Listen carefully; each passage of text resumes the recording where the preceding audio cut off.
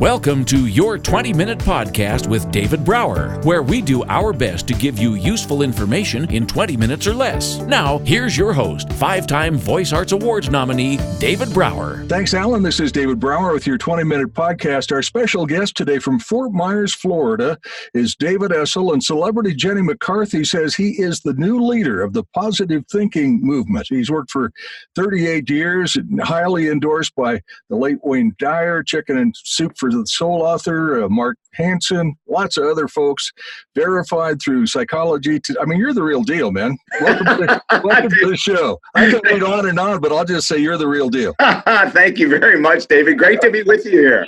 Thank you so much. It's a pleasure to have you here. So, how long you been doing this? When did you start getting into counseling, relationships, all that kind of stuff? Where did David start? No, we started almost 40 years ago, 1980, in the world of sports psychology, David. I had been an athlete in college and came out, and when I got my master's degree, I knew I wanted to work with other athletes and mainly to help them with their head, their mindset, overcoming failure, overcoming mistakes, all that kind of stuff. And then in 1990, we switched over to the world of general counseling, where we work with everyone. Some really heavy issues like rape survivors and incest survivors. And then we move all the way up the scale to people that are trying to franchise a business, lose weight, break an addiction. So there really isn't any topic that we don't cover right now. It sure looks like it. And if you go to David's website, which I believe is davidessel.com, correct? That's correct. And if you go there, man, you will see so many things that you'll see some epiphanies on. It's unbelievable. Like, you can maximize your mindset with a mastermind group, free financial course, lots of classes starting at only $2.95. Goodness gracious, man. Do you sleep like an hour a week, or what do you do? I usually sleep July 10th for about 5 hours. And Well said. Well said. Very successful published author. He's got over 10 books out right now, inspirational speaker. And one of the books that really caught my eye, David, is The Positive Thinking Will Never Change Your Life, but this book will. It's a blockbuster bestseller. It's about the myth of positive thinking. So what does that mean? Yeah, it's incredible. I'll tell you a story with Jenny McCarthy. I was on her radio show for the first time 4 or 5 years ago, and she said, I'll bring him on. She talked to my publicist, TJ, and said, I'll bring him on, but just FYI, I love positive thinking. And TJ says, well, David does too, so don't worry, you're going to love the interview. So I get to Jenny was just unbelievable. She is smart. She's on fire. Oh my God. And you know what, David? She's smart as heck. She's funnier than heck. She is outrageously intelligent. She's a quick-witted woman. I just have her at the real top of my belief systems of someone who's doing great work. Yeah. So she welcomed me to the show, and she goes, hey, coming up next is David Essel. He's got a book. Now, I got to tell you guys something. I'm not quite sure I'm buying it yet, but it's Positive Thinking Will Never Change Your Life, but this book will. So then she said, hey, listen, I'm only going to take a minute to introduce you and the topic. I just want to say this. I've been a fan of The Secret and the Law of Attraction for years. I really believe in positive thinking. So, David, I'm going to give you 3 minutes, and I'm going to be quiet. Wow. And I want you to sell me. And I love that. Oh, my God. David, it was awesome. And at the end of it, she said, and when you're done, I will then tell you if I really agree with you, if I don't agree with you, and we'll go from there. I said, perfect. And she looks at me and she goes, go. So it was so much fun, David. And at the end of 3 minutes, she gave me a sign. I had 30 seconds left, and at the end of it, she looks at me and she's shaking her head. And I'm going, okay, well, what's going to happen next? And then she turns to the microphone and she goes, ladies and gentlemen, wow, I have been wrong. Wow. I can't believe I'm going to tell you this, but what David just said, that positive thinking is way overrated. It's not going to bring you the life you want. He's dead on. He is the new leader of the positive thinking movement. And that's how we got the quote. And I got goosebumps on that one, man. Seriously. Yeah. Huge goosebumps. What a life changer for her, and what a through the top motivation, pat on the back for you. Wonderful stuff. Yeah. And, and the thing is, from 1980 until 1996, David, I taught the stuff that now I say isn't real. So I've been on that side of the fence, traveling around the world for 40 weeks a year. I was a speaker. and I'd stand up in front of large audiences and say, whatever you believe you can achieve, and your thoughts will bring you positive things. And I was wrong. You know, I was dead wrong. And so I finally realized that because there's so much talk about positive thinking and, you know, how it's going to bring you, like in the book, The Secret, it says, if you imagine a red Maserati in your driveway, it must appear the next day. Right. You know, a bunch of nonsense, quite frankly. And so then we said, okay, I'm going to write a book. And we have a staff of 10 people, and all of them but one said, David, if you put that book out there, you're going to be sweeping streets or doing something that you never wanted to do. Well, all you needed was one. Right? And they said, you know, the world wants to believe in the law of attraction, you know, because there's no effort, right? You sit and you imagine a car in your driveway, you imagine checks in the mail, and it must come. But it doesn't work that way. Now, we say to people, if you woke up today and said, I'm going to win the lottery tonight, and you buy a ticket and you win it, we call that a miracle.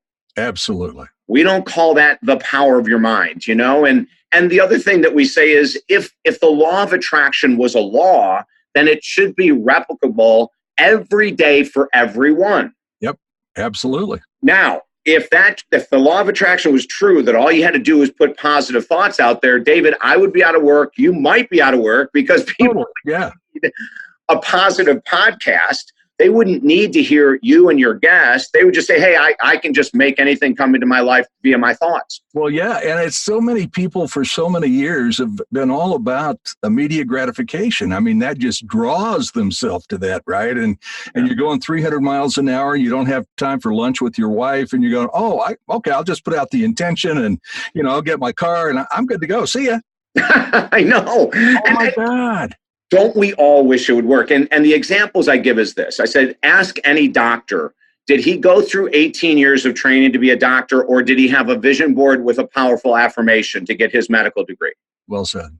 Ask any bodybuilder, did they use the power of thought to compete on stage, or did they actually eat incredibly clean and work out more than anyone else for 6 months prior to the competition?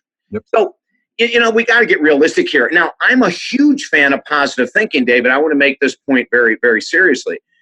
Every day, the first hour, and we write about this in the book, Positive Thinking Will Never Change Your Life. I take 1 hour, I journal, I meditate, I do my affirmations, I do my gratitude work, I do my prayer work.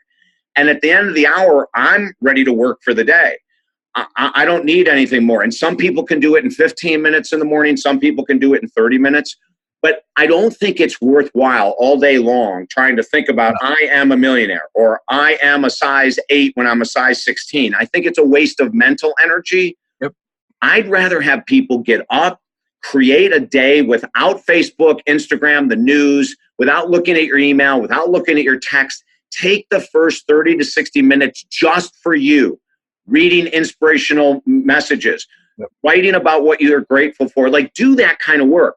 But then what we say in the book, David, is that 80% of people who are very successful with their health, with their weight, with money, with relationships, with career, and all, 80% of people that have created a dynamic life have done it because they're willing to do what the rest of us don't want to do on a daily basis. Well said.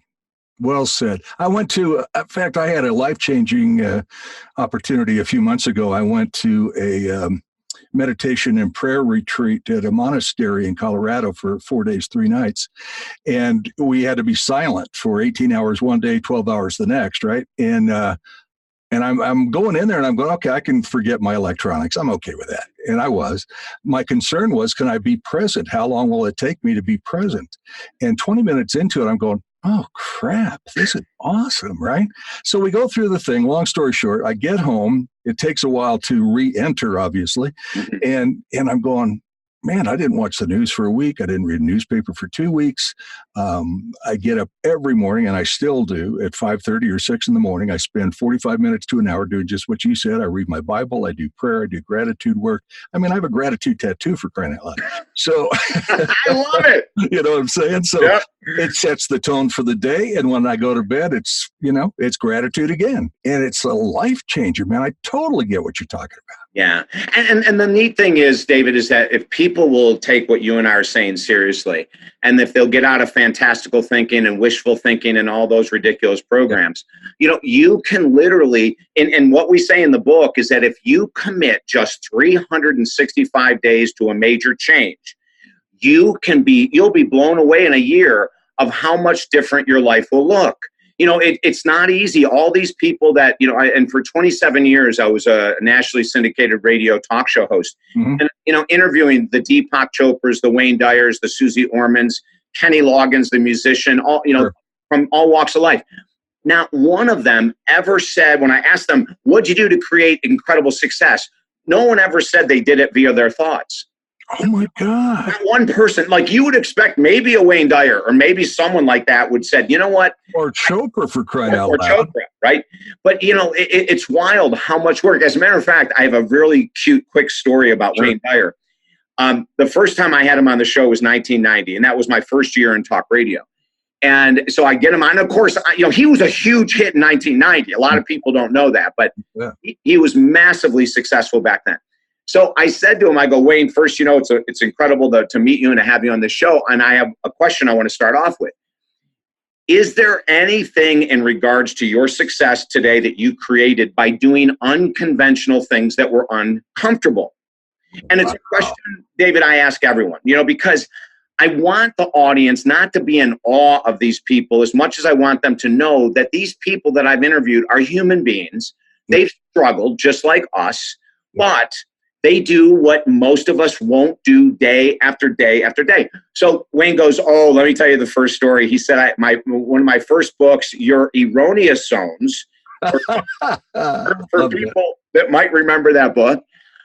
He said, I get the contract, I write the book is published, and my publisher contacts me and says, Wayne, we don't know what's going on, but it's not moving at all. And now this is in the 80s, right? And sure. And he's in Detroit and everything. And what he did, David, was amazing. He went to every bookstore within driving distance and he bought all of his own books off the shelf. Oh my God. Every one of them. A couple weeks later, he gets a call from his publisher. Wayne, we don't know what happened. Your books are flying off the shelf. Literally. These stores are ordering more and more and more books. And Wayne and I are dying laughing. And I said to him, thank you for your honesty. You have just inspired people at a much higher level. Yep. Because a lot of people think that you just write a book and it automatically went number one and, now you're living on Maui and blah, blah, blah. And he said, David, he goes, this is the way life works. Most of us have to do very uncomfortable things in order to create the success we want, What a wonderful story. Oh, man. Again, goosebumps number 2, so life's going good. So how did you make this segue, if that's the right word? How did you make the segue from being the positive thinker, expert guy out there, yada, yada, yada, to the real guy you are now? Yeah. And the last thing you just said is the truth. What led me from being David Essel, the follower, the parrot, to David Essel, the authentic David Essel, doing what he feels is true in his heart. Yep. And so, most of us, David, in a career, no matter what career we're in, most of us are parrots in the beginning. Right. We look at someone in our field who's successful and we want to copy them.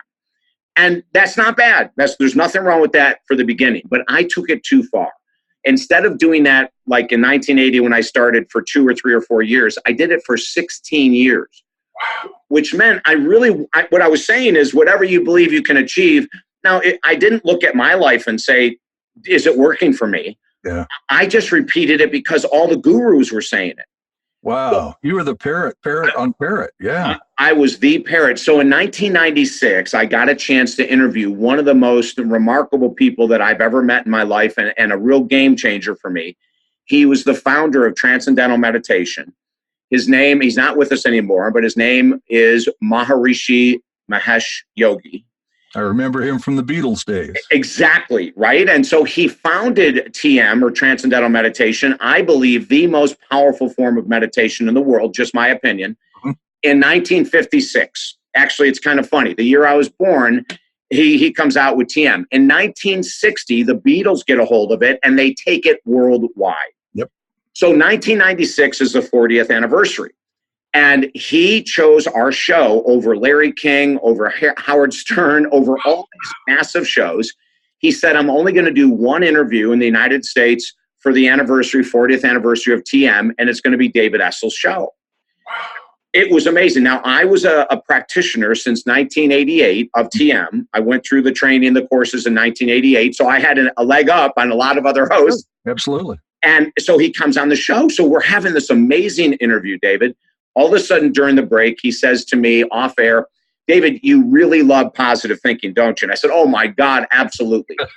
And he said, and you love affirmations. I said, yes, I do. He goes, I have a question for you. What's your favorite affirmation? And right away, I said, oh, I've been saying this one for 20 plus years. I am David Essel, a child of God, happy, healthy, and sober today. And he looked at me and he said, and is that all true? And David, I lied. Wow. I said, yes. He said, as long as your affirmations are already true in this reality, keep saying them. Oh, my God. And then we went to a different topic. Yeah. 3 weeks later, I'm speaking at a conference in Orlando, Florida. I get off the stage. There's a long line of people. I'm answering questions. I get to the very end. There's a tiny little woman there, and she says, hey, I just flew in to interview you. I've got 20 minutes. Let's go grab coffee. I got to grab a flight. And I said, what magazine are you with? She goes, I'm not. I'm with Maharishi. I said, what? What? And she goes, he told me to fly down here and to interview you. And I said, about what? She said, he has one question for you. So we sit down and she goes, he wants to know what you remember from the interview. Right. So I said to her, I can't remember a thing. He was so filled with joy. He was like a little kid. And I'm going on. And I guess what I remember is that he has so much joy. And she said, David, what you're going to hear next is not going to be comfortable to hear. I'm going to tell you the truth, but down the road, you'll get it. She said, the reason you remember nothing but joy from Maharishi is because you have none. Oh, my God. There are things in your life that are blocking your joy. And when you awaken and remove those blocks, you will then find joy. But right now, you don't have it. Oh, and I looked at her, David, and I go, hey, I love Maharishi. I don't know about you, quite frankly. You just tell me I don't have joy and I'm a radio host and I'm this, or I got very defensive. Sure. And then at the end of the interview, I said, well, I hope you got what you wanted. And she said, I got exactly what I wanted. And I said, okay, goodbye. Tell Maharishi I love him. Another couple weeks go by and I wake up from a 4-day binge. Yep. I had been telling myself for 20 years an affirmation, David, that was a complete 100% lie. And that's what radically changed my whole trajectory in teaching and life and counseling and coaching and radio, is that I woke up to realize on a Tuesday afternoon at 2:30 in 1996 that I had been lying to myself through positive thinking with affirmations that were not true. And that changed everything. And without that interview with Maharishi, who knows? When that would have changed. It may not. I would probably, the odds are, quite frankly, David, that, I didn't get a DUI to get sober. I did, that interview turned me on to the fact that I needed help. I had to reach out, I had to ask for help. I had to get sober. And then, after I got sober and my head was clear, I started thinking, oh my God, I've been lying to people for up to 1996. I have to set the record straight. So when we say things like, that these books tell us to say, the affirmations like I earn $1 million a year. Well, if you're earning $900,000 a year and you want to say you're earning $1 million, I'm totally cool with that. Yeah. But, if you're earning $50,000, $100,000, $200,000, $300,000, $400,000 a year, I am so sorry to tell you that you're lying to yourself. Exactly right. You are lying. And if you're a size 16 and you wake up and you say, I am a size 8, you're lying to yourself. If you don't have authenticity, integrity, you don't got squat. Nothing, David. You're 100% true. And so think about what we're up against. What we're up against is we're trying to dispel these myths that these books are telling us, that all you have to do is lie to yourself and your life will change. Well, yeah. And if you repeat it long enough, it becomes true, right? And it doesn't. And let me tell you what happens if you repeat a lie long enough. That's part one of our interview with David Ellis. Listen to Your 20-Minute Podcast with David Brower on the go. Downloads are available on YouTube, Twitter, Facebook, iTunes, iHeartRadio, Spotify, any podcast app, and on our website at davidbrowervo.com/Your 20-Minute Podcast. Until next time, thank you for listening.